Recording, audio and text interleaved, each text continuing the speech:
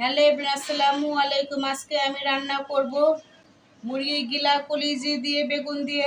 আর আমার চ্যানেল নতুন হলে সাবস্ক্রাইব করে দিবেন।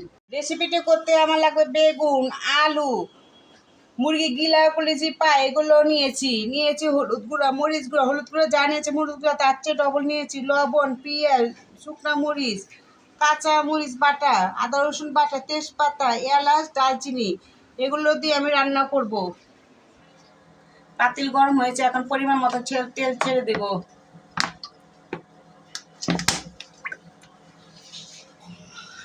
তেল গরম হচ্ছে, এখন শুকনো মরিচ ছেড়ে দিলাম।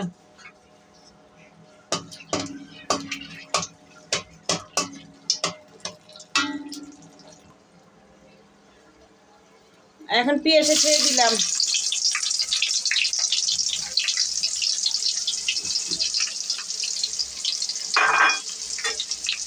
এখন ভাজবো ভালো করে।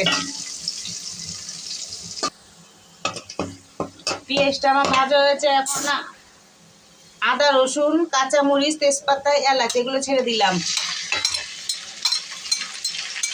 এখন এগুলো একটু ভাজা ভাজা করতে হবে।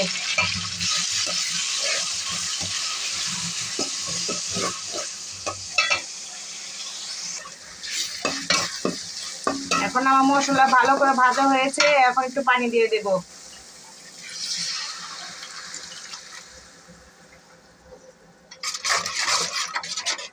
এখন হলুদ গুঁড়া, মরিচ গুঁড়া, লবণ এগুলো ছেড়ে দিলাম।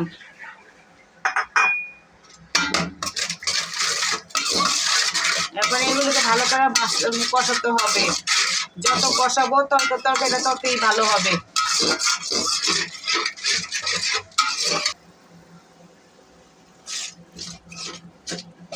এখন ভালোভাবে কষানো হয়েছে, এখন মুরগি গিলা কলিজি পা এগুলো ছেড়ে দেব।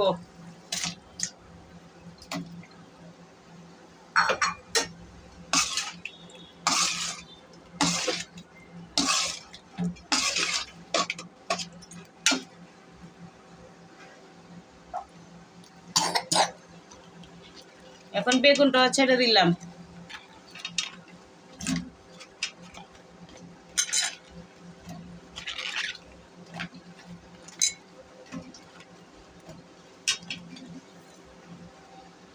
আলুটাও ছেড়ে দেব।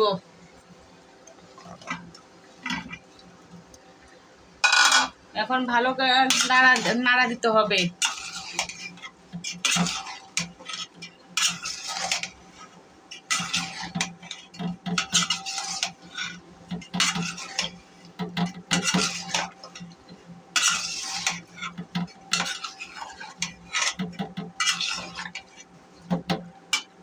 এখন ঢেকে দিব।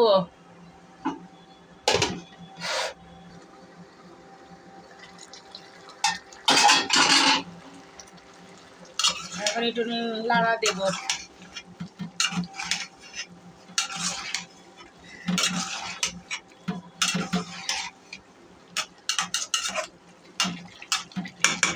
আবার একটু ঢেকে দেব।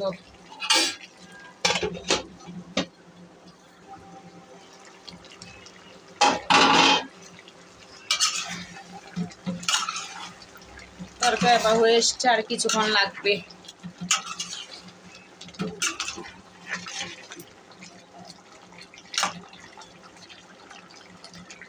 নাটক ঢেকে দেব।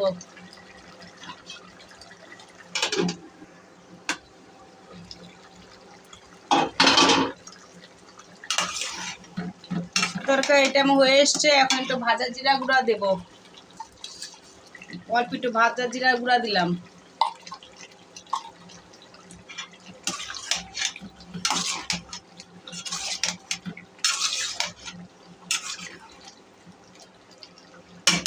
এখন কিছুক্ষণ রাখবো।